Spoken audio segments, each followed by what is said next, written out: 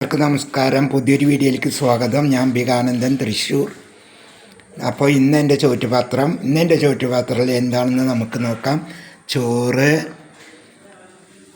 കൊള്ളി അഥവാ കപ്പ, ഉപ്പേരി, ഇത് നമ്മുടെ കുന്ത്രാണ്ടം, ഇത് ചക്കക്കുരും തക്കാളിയും തേങ്ങ അരച്ച് കടുക് പൊട്ടിച്ച കറി, പിന്നെ വെള്ളം. ഇതൊക്കെയാണ് ഇന്ന് എൻ്റെ ചോറ്റുപാത്രത്തിൽ. വരൂ, നമുക്ക് കഴിക്കാം. അപ്പോൾ നമുക്ക് കഴിക്കാം മക്കളെ.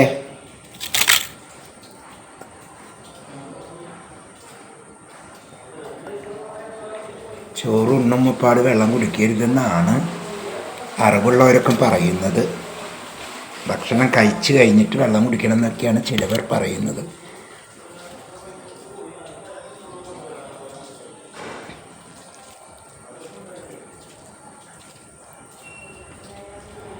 ചക്കക്കുരും തക്കാളിയും കറി, തേങ്ങ അരച്ച കറി. നിങ്ങൾ പരിപ്പും കൂടിയിട്ടായിരിക്കും വയ്ക്കുക അല്ലേ?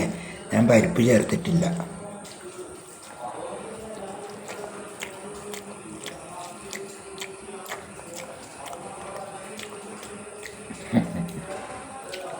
എൻ്റെ സുന്ദരി കുട്ടികൾ ഇതേ പൂച്ച. ഞാൻ മാമുണ്ണത് കണ്ടിട്ട് വന്നിക്ക. അവിടെ വരാട്ടാ.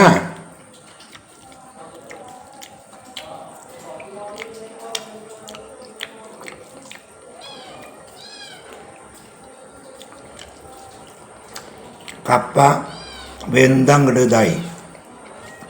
ആ കാരണം വെള്ളം കിട്ടാൻ പറ്റിയില്ല.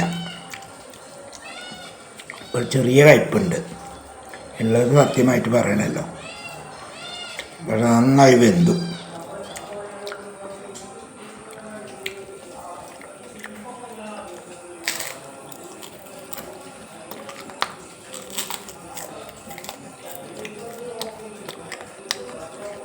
ഇതിപ്പോൾ അന്ന് ഞാൻ പറഞ്ഞു ഇതിങ്ങനെ കട്ടി കൂടുതലാണെന്നൊക്കെ പറഞ്ഞപ്പം ഒരു കുട്ടി കമൻറ്റിൽ പറഞ്ഞാൽ ഇത് നന്നായി മൊരിയാണ്ടാന്ന്. മൊരിഞ്ഞാലും മൊരിഞ്ഞില്ലെങ്കിലും ഇതെനിക്ക് അത്ര ഇഷ്ടപ്പെട്ടില്ല. ഈ കുന്ത്രാണ്ട് തന്നെ വേറെ തരണ്ട്, അതെനിക്കിഷ്ടമാണ്. ഇനി അതേ മേടിക്കുള്ളൂ.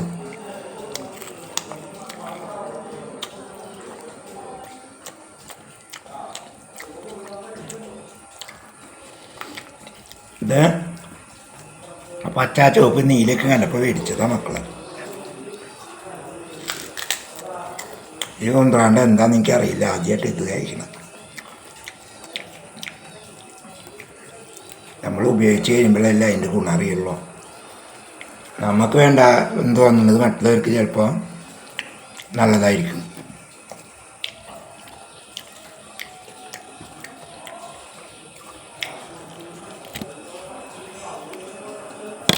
ഒരു കാര്യം നിങ്ങളോട് ഞാൻ പറയാലോ.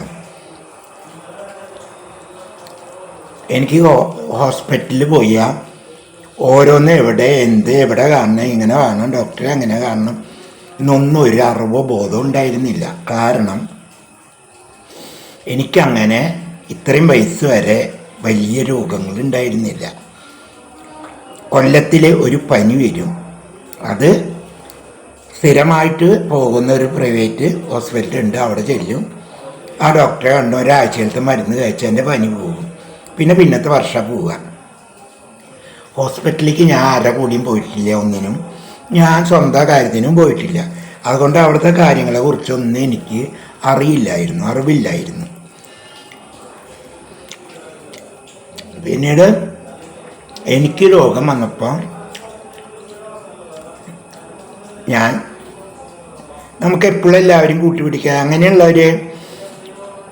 ഒരാളെ ശല്യം ചെയ്യാതെ സ്വന്തക്കാരെല്ലാം ബന്ധുക്കാരെയും നാട്ടുകാരും സുഹൃത്തായാലും എനിക്കത് താല്പര്യമില്ലാത്ത വ്യക്തിയാണ്. അപ്പോൾ ഞാൻ തനിച്ചു പോയി. അപ്പോൾ ഉച്ച തിരിഞ്ഞിട്ടാണ് ഒരു വട്ടം പോയത്. അപ്പോൾ ഓപ്പി കയറി ചെല്ലോട് തന്നെ ഓപ്പി ടിക്കറ്റ് കിട്ടി. പിന്നെ ഞാൻ പോയത് പകലാണ്. അപ്പോൾ വീണ്ടും ഓപ്പി എടുക്കാൻ ഞാൻ അങ്ങോട്ട് ചെന്നപ്പോൾ അവർ പറഞ്ഞു കൂടി എല്ലാ ഓപ്പി ടിക്കറ്റ് ഉള്ളിൽ പോകണം. അവിടെ ചെന്ന് നോക്കിയപ്പോൾ പൂരത്തിൻ്റെ തിരക്ക്. അപ്പോൾ എങ്ങനെ ഓപ്പി എടുക്കണം, എവിടെ എടുക്കണം ഒന്നും എനിക്കറിയില്ല. അങ്ങനെ ഞാൻ OP എടുക്കണം അവിടുത്തെ ഒരാളോട് ചോദിച്ചപ്പോൾ അവിടെയാന്ന് പറഞ്ഞു OP ടിക്കറ്റ്. അവിടെ ചെന്നപ്പോൾ അവർ പറഞ്ഞു ടോക്കൺ എവിടെയെന്ന്. അപ്പോൾ ഈ ടോക്കൺ എവിടെ നിന്ന് കിട്ടുമെന്ന് എനിക്കറിയില്ല. അങ്ങനെ അവിടെ ചോദിച്ചു വേറെ ഒരാളോട്. അപ്പോൾ നമ്മൾ കയറി വരേണ്ട ആ സൈഡിൽ അതിൻ്റെ ഒരു പെട്ടി വെച്ചിട്ടുണ്ട്. അങ്ങോട്ട് അത് കാട്ടി. അപ്പോൾ അവിടെ ചെന്ന് നോക്കുമ്പോൾ 3 ഇതിങ്ങനെ വെച്ചിട്ടുണ്ട്. അതുമായി പേര് എഴുതി വെച്ചിട്ടുണ്ട് ഓരോന്നും. ഓരോ പ്രായക്കാർക്ക് എഴുതി നിൽക്കണം എന്നുള്ളത് മലയാളത്തിലായ കാര്യം എനിക്ക് മനസ്സിലായി. ഞാനത് എടുത്തു. എൻ്റെ വയസ്സിനനുസരിച്ച് എടുക്കേണ്ട ടോക്കൺ ഞാൻ എടുത്തു. അപ്പോൾ എത്രയോ അവസാനമാണ്. ഞാൻ നേരം വൈകിട്ടാണ് ചെയ്തത്. നേരത്തെ ചെന്ന് ഒപ്പി എടുക്കണമെന്നൊന്നും എനിക്കറിയില്ല. ഞാൻ എന്ത് ചെയ്തു, ഇത്രയും ആവില്ലേ എന്ന് വിചാരിച്ചിട്ട് വീട് അടുത്തല്ലേ, വീട്ടിൽ വന്ന് ചോറും കറിയും വെച്ച് അമ്മയ്ക്ക് ഭക്ഷണം കൊടുത്തിട്ട് ചെന്നു. അപ്പോൾ ഉച്ചയായി 12:30.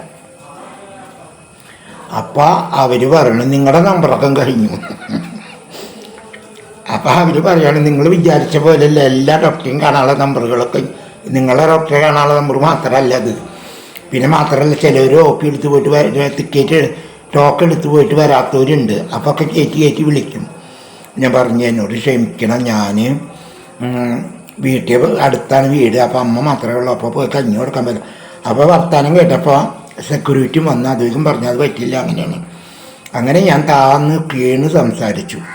അപ്പോൾ അവർ പറഞ്ഞു ശരി ഈ പ്രാവശ്യം അങ്ങനെ ആവട്ടെ, ഇനി അങ്ങനെ ചെയ്യരുത് കേട്ടാന്ന് പറഞ്ഞു. എന്തുകൊണ്ടാണ്? നമ്മൾ അവിടെ അഹങ്കാരം കാട്ടാനോ നിയമം പറഞ്ഞ് പഠിപ്പിക്കാനോ പോയില്ല, നമ്മളവിടെ താന്ന് നിന്നു. അതുകൊണ്ട് നമ്മുടെ കാര്യം നിറവേറ്റി നമ്മൾ. അപ്പോൾ എന്തിനും അടിസ്ഥാനം നമ്മുടെ നാവാണ്. അങ്ങനെ അന്ന് ഡോക്ടറെ കണ്ടു. പിന്നെ എവിടെയൊക്കെ എന്തൊക്കെ ചെക്കപ്പുകൾ ചെയ്യണം എന്നുള്ളത് അവർ എനിക്ക് എഴുതി. അപ്പോൾ അതൊക്കെ ഞാൻ കണ്ടു പഠിച്ചു. പിന്നെ എൻ്റെ തലയിൽ ചെറിയ കുരുക്കൾ വന്നു. അപ്പോൾ അതിന് ഡോക്ടറെ അടുത്ത് പോയി. അപ്പോൾ എനിക്ക് മനസ്സിലായി എങ്ങനെയാണ് നമ്പർ എടുക്കണം, പിന്നെ OP പോകണം. OPയിൽ അത് സമയമുണ്ട്, നമ്മുടെ നമ്പർ എത്രയാണ് അതനുസരിച്ച് അവിടെ എഴുതി കാട്ടും. അപ്പോഴാണ് നമ്മുടെ OP കിട്ടുള്ളൂ എന്നൊക്കെ എനിക്ക് മനസ്സിലായി. അങ്ങനെ പിന്നെ ഒരു സംശയം ഡോക്ടർ ഉണ്ടായിരുന്നത് 5-ാം നമ്പർ 4-ാം നമ്പർ ഈ ഡോക്ടറെയാണ് ഞാൻ ആദ്യമേ കാണാറ്. അപ്പോൾ ഞാൻ ഈ OP ടിക്കറ്റ് കിട്ടിയപ്പോൾ അപ്പോൾ 81 എൻ്റെ. അപ്പോൾ ഇങ്ങനെ നോക്കിയിരുന്ന് നമ്പറുകൾ ഇങ്ങനെ പോകുന്നുണ്ട്, കാരണം ആൾക്കാർ വരുന്നില്ല, വന്നിട്ടില്ല. അപ്പോൾ പെട്ടെന്ന് എൻ്റെ 80 ഞാൻ ഓടി ചെന്ന് 81 ഞാൻ OP എടുത്തു. എടുത്തതിൻ്റെ ഞാൻ അവരോട് ചോദിച്ചു, അപ്പോൾ എന്ത് ഡോക്ടറെ അല്ല കുട്ടിയെ, അപ്പോൾ ഞാൻ 5-ാം നമ്പറിലല്ലേ കാണിക്കേണ്ടിയിരുന്നു. അപ്പോൾ അവർ പറഞ്ഞു അല്ല ഹിന്നിൻ്റെ അല്ല, അപ്പോൾ നിങ്ങൾ മുകളിൽ 18-ാം നമ്പറിൽ കാട്ടണമെന്ന്. അപ്പോൾ അതും പഠിച്ചു. അപ്പോൾ എവിടെയൊക്കെ ഡോക്ടറെ പിന്നെ മരുന്ന് തരേണ്ടത് എവിടെ നിന്നൊക്കെ കിട്ടുമെന്ന് അതും പഠിച്ചു. അപ്പോൾ ഓരോ ഡോക്ടർമാരെ എപ്പോൾ കാണണം, ഏത് ദിവസം കാണണം എന്നൊക്കെ പഠിച്ചു. അപ്പോൾ എന്തുകൊണ്ടാണ്, അപ്പോൾ ഇത് ഞാൻ എന്താ പറഞ്ഞിട്ട് നിങ്ങൾക്ക് ഉപകാരം ഉണ്ടാവും. കാരണം നിങ്ങൾക്ക് രോഗമൊന്നും ഇല്ലെങ്കിലും രോഗമുള്ളവരുടെ കൂടെ നിങ്ങൾ പോകണം, സഹായികളായിട്ട് പോകണം. അപ്പോൾ നമുക്കിതൊക്കെ പഠിക്കാൻ പറ്റും. ആരുടെ മുന്നിലും നമുക്ക് തല കുനിക്കേണ്ട വരില്ല. മനസ്സിലാവുന്നുണ്ടോ? അപ്പോൾ അത് നമ്മൾ പഠിക്കാനുള്ള ഒരു കാര്യമാണ്, പാടാണ്. പിന്നെ നാവ് എന്ത് ചെയ്താൽ നിൽക്കണേ, നാവ് നമുക്ക് ഓരോ കാര്യങ്ങൾ ചോദിച്ചറിയാനും കൂടിയാണ്. അപ്പോൾ എൻ്റെ സ്വഭാവം അനുസരിച്ച് എന്താ വെച്ചിട്ടുണ്ടെങ്കിൽ ഞാൻ ആരോടും ഒന്നും ചോദിക്കാൻ പോയില്ല. ഞാനൊരു മുണ്ടാമ്പൂച്ചിയാണ് എന്ന് വിചാരിച്ചിട്ട് ഞാൻ കാലം മുടക്കാറില്ല കേട്ടോ. പക്ഷേ ഒന്നും ആരോടും ചോദിക്കില്ല.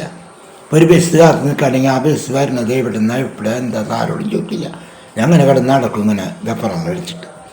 അപ്പം അങ്ങനെയല്ല. അപ്പം ഞാൻ നാവുകൊണ്ട് ചോദിക്കാൻ തുടങ്ങി.